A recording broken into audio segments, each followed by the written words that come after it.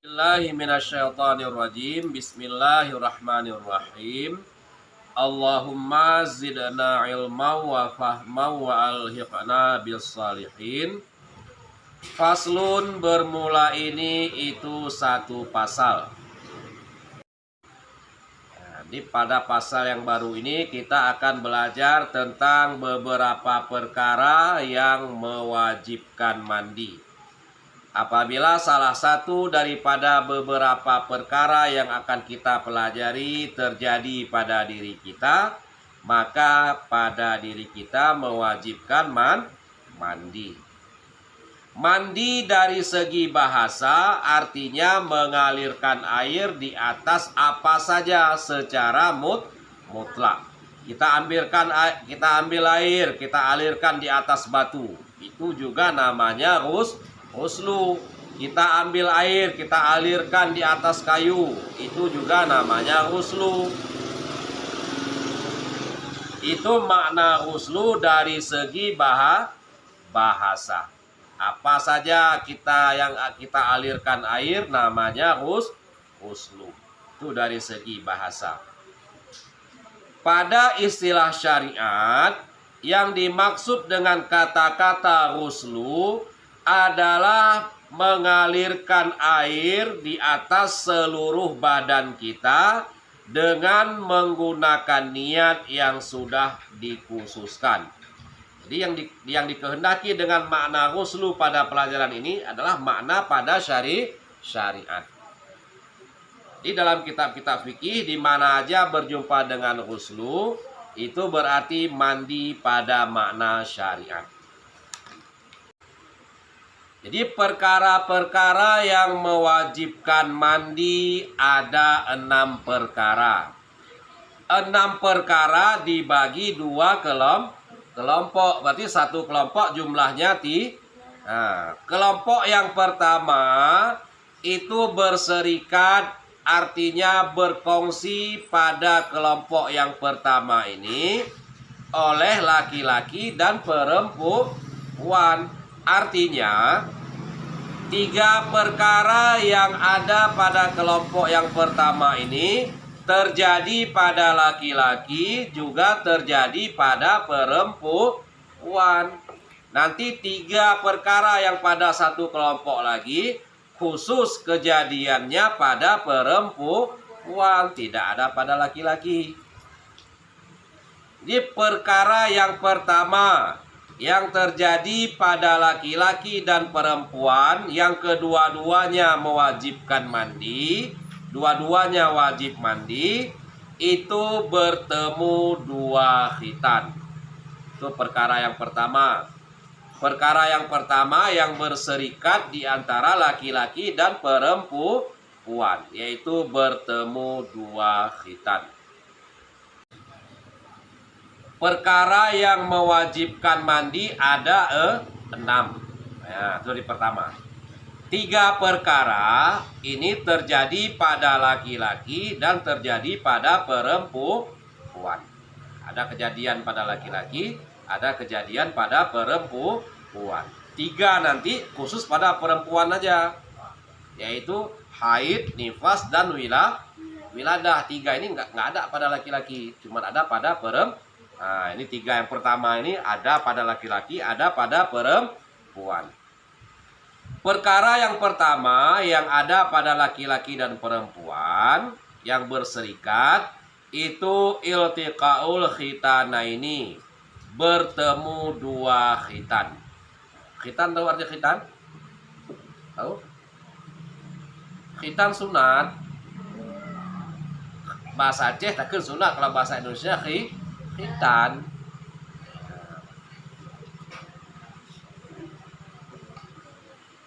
Jadi bertemu 2 khitan itu bertemu 2 yang disunat. Nah, itu bertemu daripada 2 tempat yang disunat.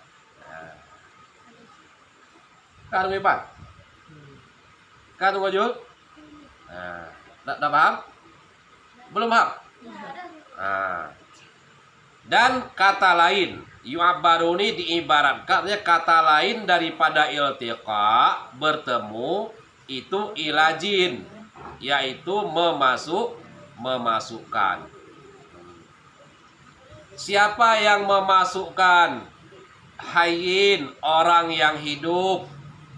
Wadihin, orang yang tulen. Bagaimana dia memasukkan? Dengan menghilangkan hasyafah zakar daripadanya orang yang hidup yang tulen. Nah, udah habis itu? Udah? Kejadian memasukkannya dengan menghilangkan hasyafah zakar. Artinya hasyafah zakarnya itu hilang daripada pandangan. Udah tenggelam. Itu daripadanya orang yang hidup. Atau dengan menghilangkan kadarnya hasyafah. Daripada siapa? Daripada orang yang tidak ada hasyafah.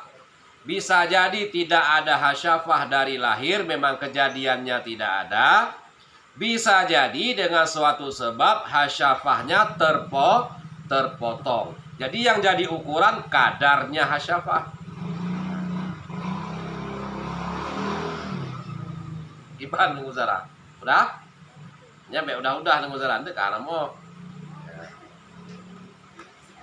Kemana dimasukkan, dihilangkan kadar hasyafah itu? Fi farji. Ke dalam farji. Di saat sudah masuk kadar hasyafah ke dalam farji, jadilah anak Adam yang dimasukkan hasyafah ke dalam farjinya itu berstatus junub. Di saat sudah masuk kadar hasyafah ke dalam farji, jadilah anak Adam yang kemasukan kadar hasyafah statusnya menjadi junub. Dengan sebab apa junub? Dengan sebab masuk barang yang sudah disebutkan. Apa barang yang sudah disebutkan? Yaitu hasyafah zakar. Atau kadarnya hasyafah. Di saat dia sudah berstatus junub, maka dia wajib mandi janabah. Apabila yang menerima masuk hasyafah itu statusnya mayat, apakah si mayat itu wajib diulangkan mandinya dengan sebab masuk hasyafah dalam fardinya si mayat? Jawabannya tidak. Yang wajib mandi adalah orang yang memasukkan hasyafah dalam farjinya si mayat. Mayat tidak perlu diulangkan lagi mandinya, karena dia sudah tidak lagi punya tuntutan untuk mandi janabah. Pak yang namu pun nunggu Sarah, gimana kejadian? Ya, di saat seseorang berhubungan badan dengan si mayat, apakah si mayat ini juga berstatus junub dengan sebab masuk kadar hasyafah ke dalam farjinya si mayat? Nah, jawabannya tidak. Mayat tidak perlu lagi diulangi mandi. Mayat sudah dimandikan, misalnya sudah dikafankan. Tiba-tiba datang seseorang melakukan hubungan badan dengan si mayat. Apakah si mayat ini wajib perlu diulangkan kembali mandinya karena dia sudah dimasukkan hasyafah dalam farjinya? Jawabannya tidak. Farji itu kan artinya rongga. Nah, farji itu artinya rongga. Cuman kata-kata rongga ini pada kebiasaannya dalam pembahasan dipakai untuk nama bagi kemaluan perempuan. Tapi yang nama sebenarnya bukan kemaluan perempuan, namanya rongga. Itu arti farji rongga. Cuman memperhalus bahasa, ya kan? Sebagai bahasa yang lebih sopan, untuk menyebut kemaluan perempuan biasa dipakai farji. Tapi makna dasarnya farji itu rongga. Al-khunsa bermula khunsa. Bermula khunsa itu artinya khunsa banci. bermula banci, nah, biar terang terus maknanya. Arti khunsa nggak tahu arti khunsa.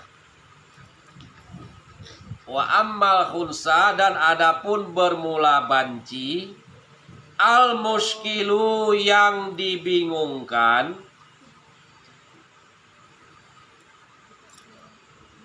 Tahu arti banci yang dibingungkan kan? Banci gimana? Nah. Fala ghusla, maka tidak jenis mandi.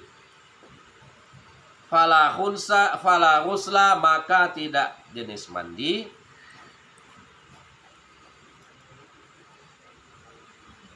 Alaihi, di atasnya khunsa. Alaihi, di atasnya khunsa.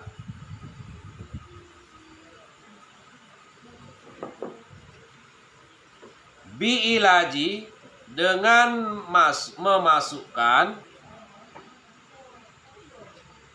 Bi'ilaji, dengan memasukkan. Hasyafatihi, hasyafahnya khunsa.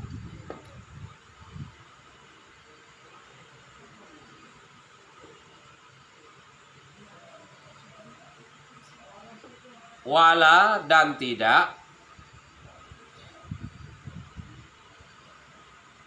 Wala, dan tidak. Bi'ilaji, dengan dimasukkan. Bi'ilaji, dengan dimasukkan.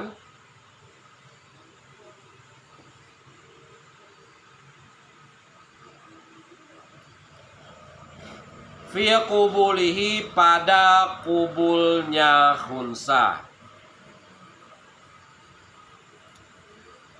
Fi qubulihi, pada kubulnya khunsa. Anda melihat ini mojo? Kenapa nih? Oh, ketemu. Ya, perhatikan Kiban Surah. Pak Yahana jelas tanya. Nah, pembahasan kayak gini dia yang nggak jelas ya, tanya, tak jelaskan ya. Tengok tunggu suci. Wa amal khunsal muskilu, khunsa itu banci. Banci muskil, banci yang punya dua kelamin. Dibingungkan dia. Bingung kita menentukan statusnya, apa laki-laki apa perempuan. Ciuhinan Kiban Surah kejadian. Kenapa khunsa hana wajib mandi?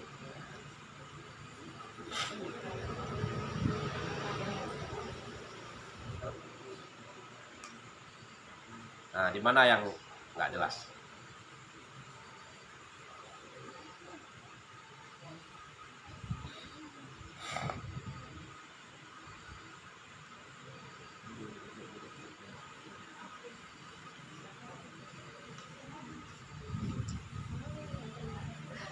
Nah, gimana? Udah?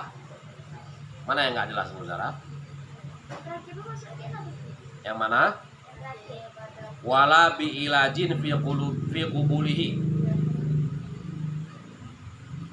Nah, wala, dan tidak, artinya tidak mandi.